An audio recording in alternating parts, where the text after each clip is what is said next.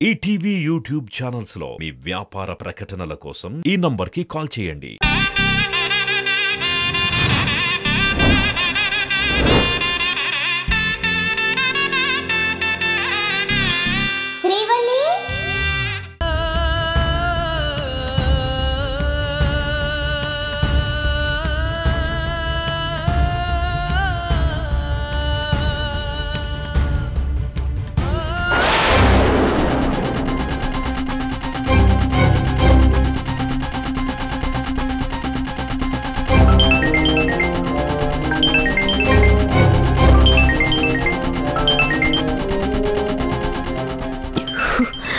నిన్నటి నుంచి నన్ను వదిలిపెట్టమని ఎంత బతిమాలినా కొంచెం కూడా జాలి చూపించట్లేదు. వీళ్ళతో బతిమాలినట్టు మాట్లాడకూడదు, ధైర్యంగా ఎదిరించి మాట్లాడాలి.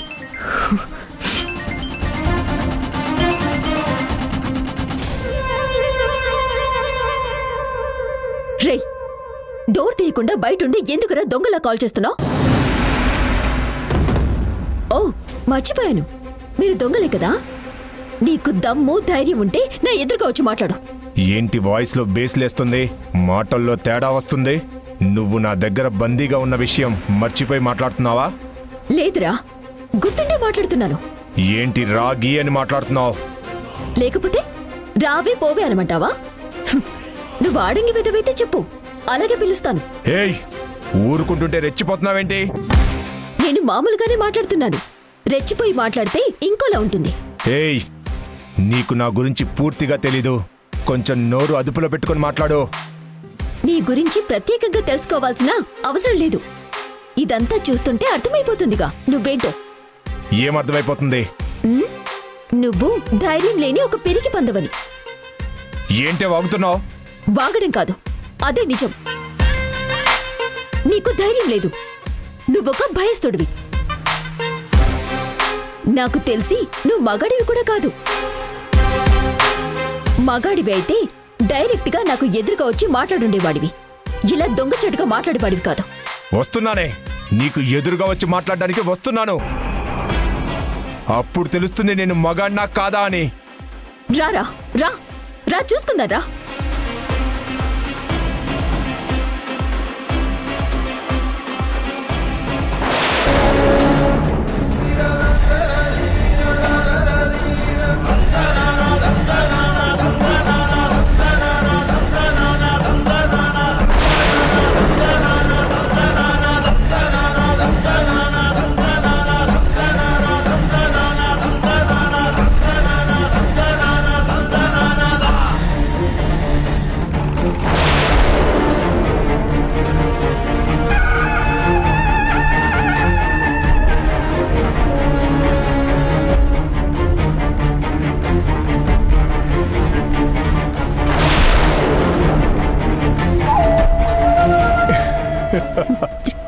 త్రిదేవ్, నన్ను కిడ్నాప్ చేసింది నువ్వా?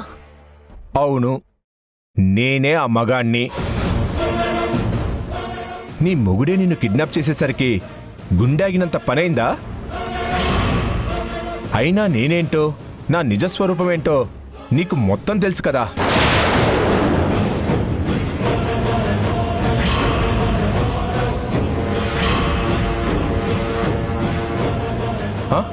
ఏంటలా షాక్ అవుతున్నావు? నీకు తెలిసిన విషయం నాకెలా తెలిసిందనా? నేను నీకన్నా తెలివైన వాణ్ణి శ్రీవల్లి. ఏదైనా తేడాగా ఉందంటే వెంటనే అలర్ట్ అవుతాను, ప్రాబ్లం ఏంటో కనిపెట్టేస్తాను. నాకు నీ గురించి తెలిసిందనే విషయం నీకెప్పుడు తెలిసింది?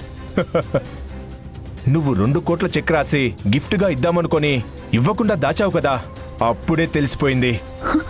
అంటే అప్పటినుంచి నీకు తెలిసి కూడా ఏమీ తెలియనట్టు నా ముందు నటిస్తున్నావా? నటన నా బ్లడ్లోనే ఉంది శ్రీవల్లి. ఆ నటనతోనే ఇంత కథ నడిపించాను. నీ మెడలో 3 ముళ్ళు వేశాను. మీ అమ్మా నాన్నల దగ్గర మంచివాణ్ణని పేరు సంపాదించాను. నువ్విచ్చిన డబ్బులతోనే నా హాస్పిటల్ ప్రాబ్లం సాల్వ్ చేసుకున్నాను. ఇప్పుడు నిన్ను నా దగ్గర బంధించేసుకున్నాను. అంటే ఆ రోజు తోటలో నీలవేణిని కలుస్తానని ఫోన్లో మాట్లాడి అక్కడికి రాకుండా రోక్స్ని పంపించావు. అది కూడా నీ ప్లానేనా?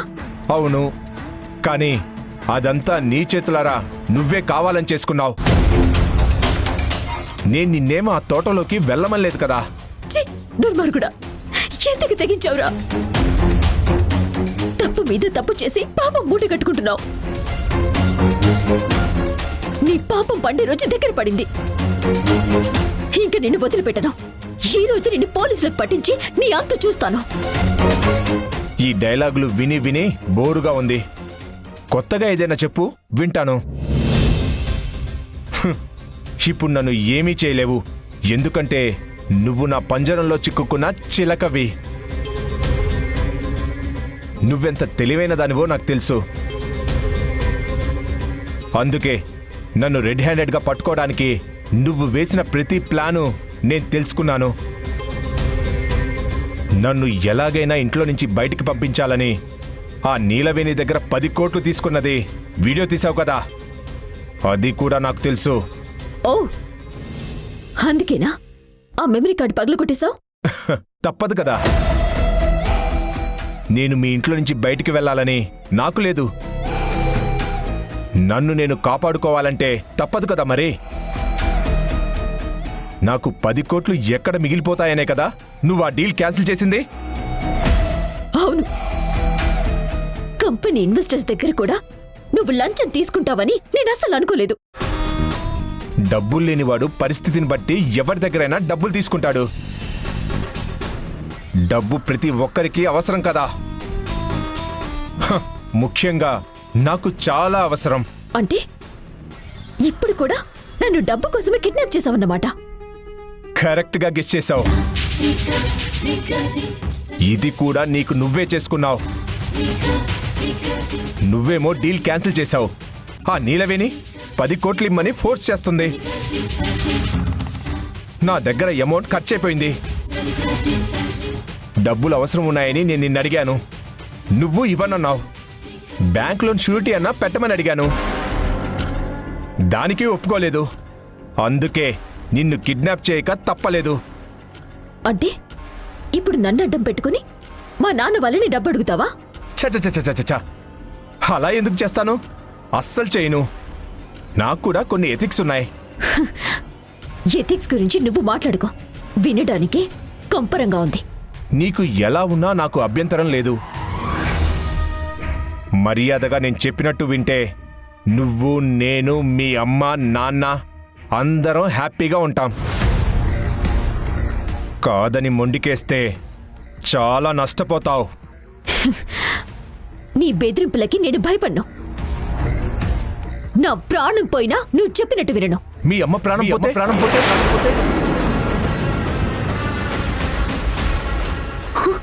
రేయ్, మా అమ్మని ఏమైనా చేసావో నిన్నిక్కడి చంపేస్తాను. Cool Srivalli, cool. మీ అమ్మ నాకు తల్లి లాంటిది. నేను తనని ఏమీ చేయను. కాకపోతే ఓ 10 రోజులు నిన్ను ఇక్కడే ఉంచేస్తాను. ఈలోపు నీ మీద బెంగతో మీ అమ్మ గుండె ఆగిపోతుంది, అంతే. అలా జరగకూడదంటే నువ్వు ఒక చిన్న పని చేయాలి. ఏంటది?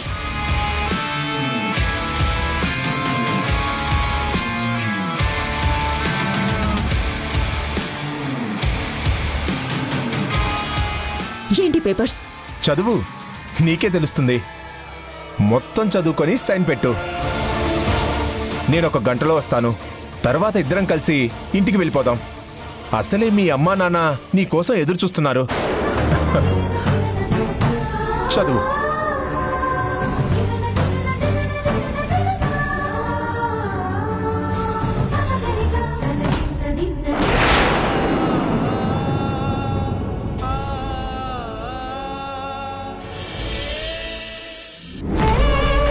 అమ్మా,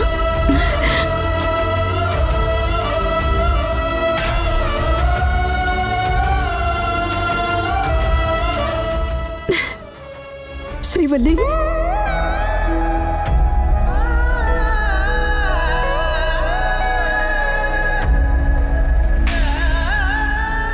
వచ్చేసావా తల్లి?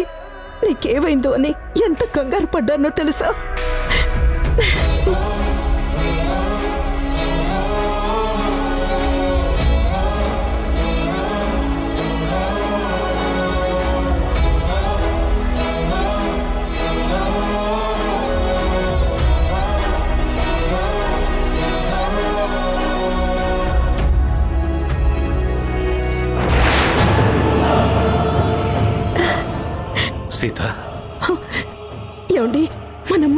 వచ్చేసిందండి, మన అమ్మాయి వచ్చేసింది. శ్రీవల్లి లేదు సీత, తనింకా రాలేదు.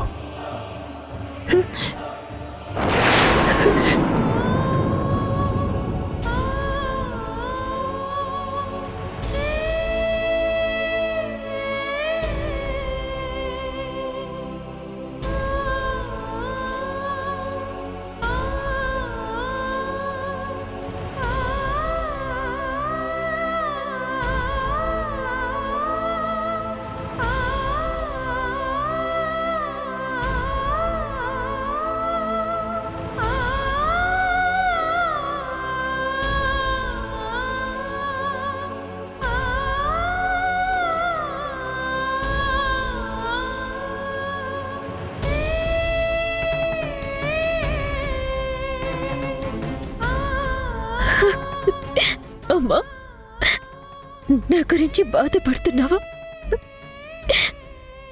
నాన్న నా కోసం వెతుకుతున్నారా? నాకు మిమ్మల్ని చూడాలనిపిస్తుంది.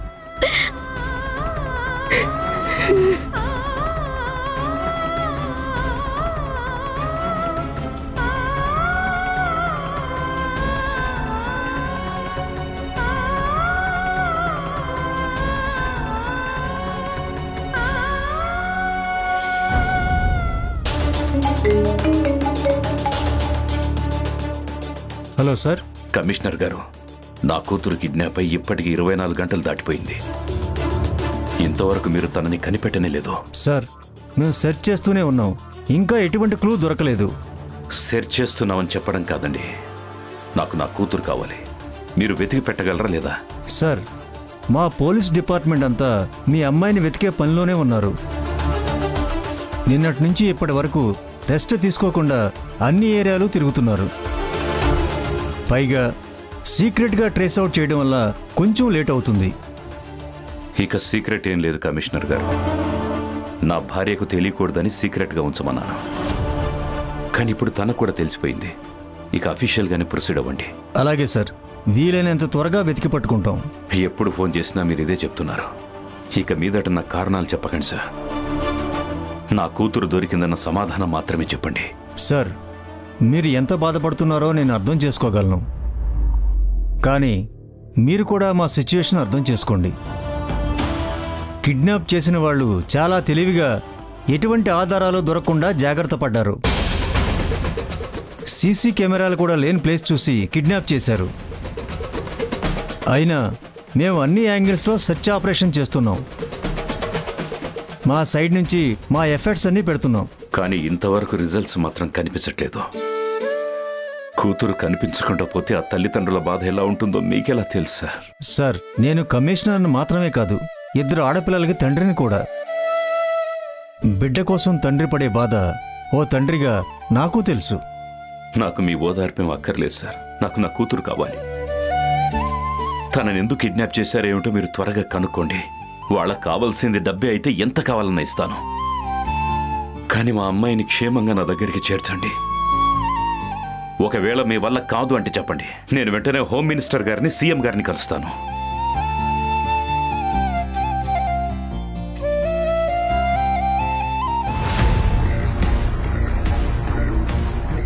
శ్రీవల్లి, నీకు భోజనం తెచ్చాను, తిను. నీకు బాగా ఇష్టమైన ఫుడ్ తీసుకొచ్చాను, కడుపు నిండా తిను. తిండి విషయంలో అస్సలు మొహమాట పడకు. ఏది కావాలన్నా అడుగు, తెచ్చి పెడతాను. ఇదిగో.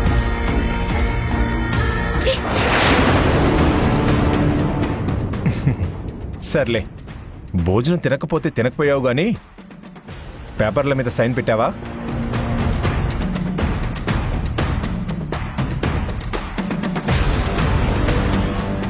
ఏంటి శ్రీవల్లి, ఇంకా సైన్ పెట్టలేదు? ఆస్తి మొత్తం నీలాంటి దుర్మార్గుడికి అప్పగిస్తే ఏం జరుగుతుందో నాకు తెలుసు, కాబట్టి నేను సంతకం పెట్టను.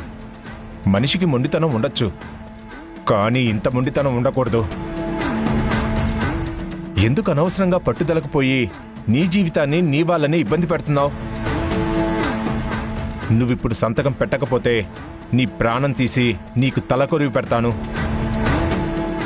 అప్పుడు కూడా ఆస్తి నేనే అనుభవిస్తాను, అది గుర్తుపెట్టుకో. ఏంటి, బెదిరిస్తున్నావా?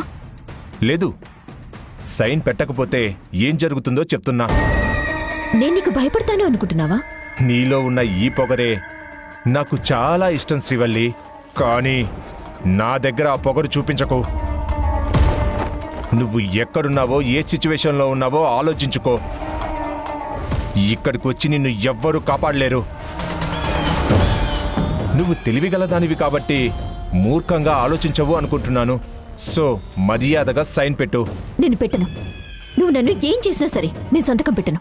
నాలో ఉన్న రాక్షసుని రెచ్చగొట్టకు శ్రీవల్లి. నేను చెప్పినట్టు విను, నీకు అంతా మంచి జరుగుతుంది. అయినా నేనేమన్నా పరాయివాడికి ఆస్తిని రాసిమంటున్నానా? నీ మెడలో తాళి కట్టిన మొగుడికే కదా రాసిమంటున్నాను. నువ్వు నా భర్తవని చెప్పుకునే అర్హత కూడా నీకు లేదు. సరే, నేను నీ భర్తని కాదు, నీ శత్రువునే అనుకో. నువ్వు పెడతావా, లేకపోతే నేను చేయాల్సింది చెయ్యమంటావా?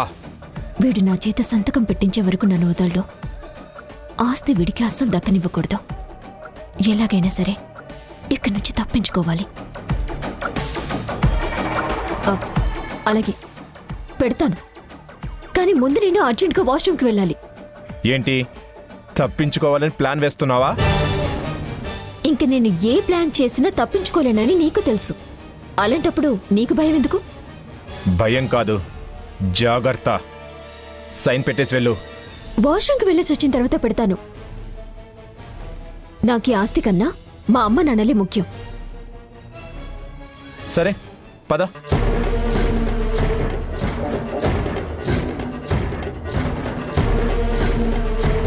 వెళ్ళు.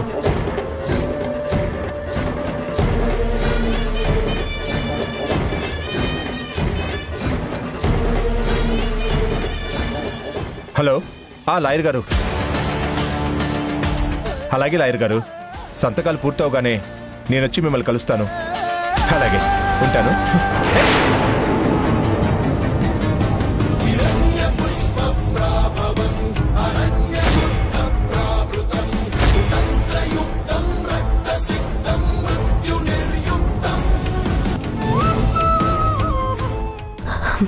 మొత్తానికి ఆ బంగ్లాలో నుంచి బయటపడ్డాను.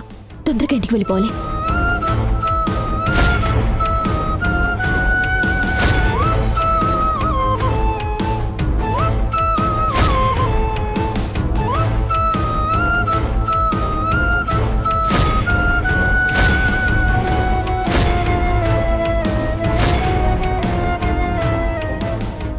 Hello sir. కృష్ణ, శ్రీవల్లి గురించి ఏమన్నా ఇన్ఫర్మేషన్ తెలిసిందా? తనను ఒక బంగ్లాలో బంధించారని ఇన్ఫర్మేషన్ వచ్చింది సార్. ఇప్పుడే మేము అక్కడికి బయలుదేరుతున్నాం సార్. ఓకే, ఆ లొకేషన్ నాకు షేర్ చేయి, నేను కూడా వస్తున్నాను. Okay sir. కానిస్టేబుల్, బండితి. కాసిం, కారు యూటర్న్ చేసుకుని ఉపలవైపు పోని. అలాగే సార్.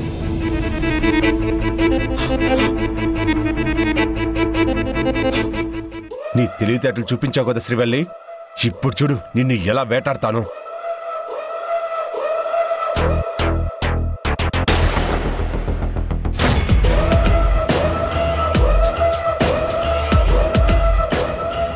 నువ్వు అంత తొందరగా ఈ ప్రిమిసెస్ నుంచి బయటపడలేవు.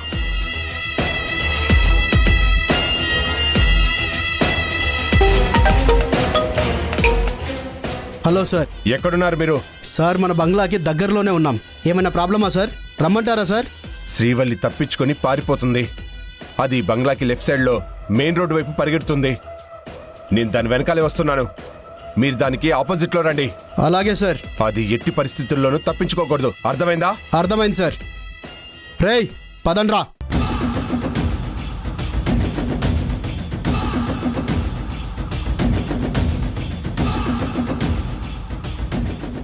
మనకొచ్చిన ఇన్ఫర్మేషన్ ప్రకారం శ్రీవల్లి ఈ ఏరియాలోనే ఉందని తెలుస్తోంది. మనం ఎలాగైనా సరే తనని కనిపెట్టాలి. ఇక్కడ పెద్దగా జనసంచారం కూడా లేదు కదా సార్, ఇల్లు కూడా లేవు కదా. ఈ ఏరియాలో పాడుబడ్డ బంగ్లా ఒకటి ఉంది, అందులో బంధించుంటారని నా అనుమానం. కమాన్, మూవ్.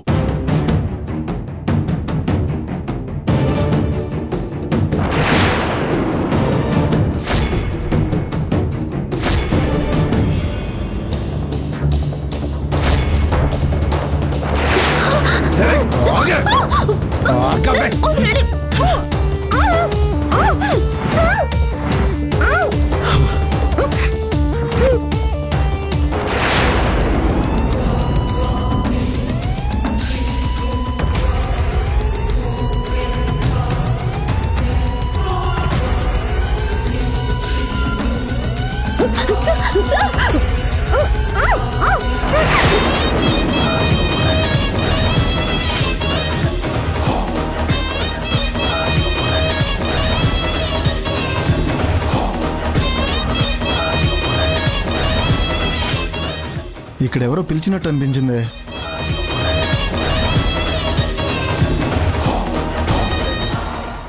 అందరూ ఒకసారి చుట్టుపక్కల వెతకండి.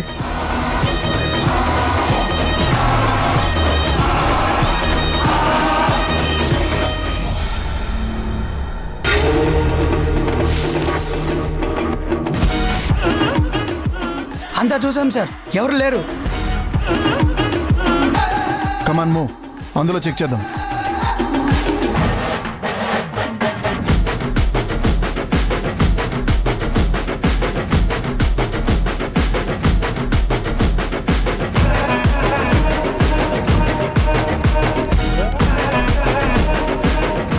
అటు చూడండి, ఇటు సైడ్ వెతకండి, అటు కూడా వెళ్ళండి, మొత్తం వెతకాలి. ఓకే, తొందరగా అటు చూడు. ఎవరు లేరు సార్.